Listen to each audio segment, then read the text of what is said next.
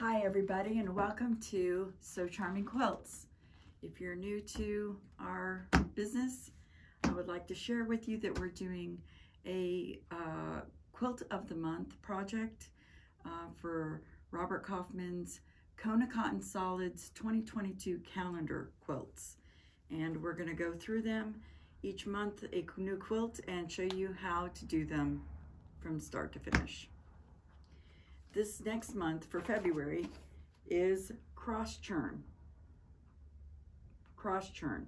It's a beautiful quilt and I can't wait to get started. And here are all the fabrics that are going to go into this from start to finish. We have Orchid Ice, White, Dahlia, Hibiscus, Rose, Mulberry, Deep Rose, Crocus, Plum, Dark Violet, and Berry right at the bottom. It's going to be a great time. We're going to start cutting it, and we hope you will enjoy.